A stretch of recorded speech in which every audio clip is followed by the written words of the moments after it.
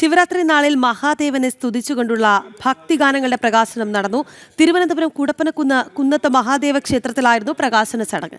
ഭക്തജന കൂട്ടായ്മ നിർമ്മിച്ച് പുറത്തിറക്കിയ ഭക്തിഗാനങ്ങളുടെ പ്രകാശനവും ക്ഷേത്രോത്സവ പരിപാടികളും അശ്വതി തിരുനാൾ ഗൗരി ലക്ഷ്മി ഭായ് നിർവഹിച്ചു.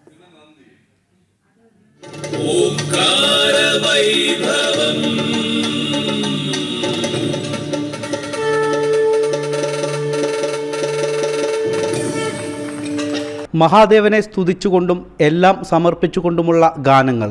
ഭക്തജന കൂട്ടായ്മയാണ് മഹാദേവന്റെ പേരിൽ ആദ്യമായി ഭക്തിഗാനങ്ങൾ കോർത്തിണക്കിയ ആൽബം പുറത്തിറക്കിയത്. ചലച്ചിത്ര സംഗീത സംവിധായകൻ എസ് ഷാജികുമാറാണ് രചനയും സംഗീതവും. പ്രകാശന കർമ്മം അശ്വതി തിരുനാൾ ഗൗരി ലക്ഷ്മി ഭായ് തമ്പുരാട്ടി നിർവഹിച്ചു. 3 ദിവസങ്ങളിലായി നടക്കുന്ന ക്ഷേത്രോത്സവങ്ങളുടെ ഉദ്ഘാടനവും ഇതോടൊപ്പം നടന്നു. വളരെ സന്തോഷമുണ്ട് ഇവിടെ വരാൻ സാധിച്ചതിൽ. ഈ പുരാതന ക്ഷേത്രത്തിൽ വന്ന് ദർശനം ലഭിക്കാൻ സാധിച്ചതും മഹാഭാഗ്യമായിട്ട് കരുതുകയാണ്. ഭഗവാന് സംഗീതമാണല്ലോ, നാദബ്രഹ്മോപാസനയാണല്ലോ ഏറ്റവും ഇഷ്ടമായ ഉപാസന. അപ്പം ഇവിടെ അതിൻ്റെ ഒരു ചടങ്ങ് തന്നെയാണ് നടക്കുന്നത്. ഭഗവാനെ പറ്റി പാടി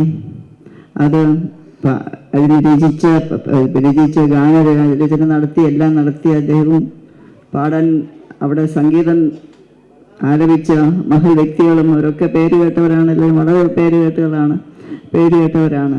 അപ്പോൾ അവരൊക്കെ കൂടെ ചേർന്ന് ഇതൊരു വലിയ സംഭവം, ശിവരാത്രിക്ക് മുമ്പ് ഭഗവാന് വേണ്ടി ഭക്തരുടെ ഒരു വലിയ സമർപ്പണം. ഉണ്ണിമേനോൻ, കാവാലം ശ്രീകുമാർ, ഡോക്ടർ ബി അരുന്ധതി, പ്രമീള, ജോസ് സാഗർ എന്നിവരാണ് ഗാനങ്ങളുടെ ആലാപനം. ശിവരാത്രി ദിനത്തിൽ ക്ഷേത്രത്തിൽ പ്രത്യേക പൂജകളും കലാപരിപാടികളും ഉണ്ടാകും. നിരവധി ഭക്തർ ക്ഷേത്രോത്സവ ദിവസങ്ങളിൽ എത്തും. ജനം, തിരുവനന്തപുരം.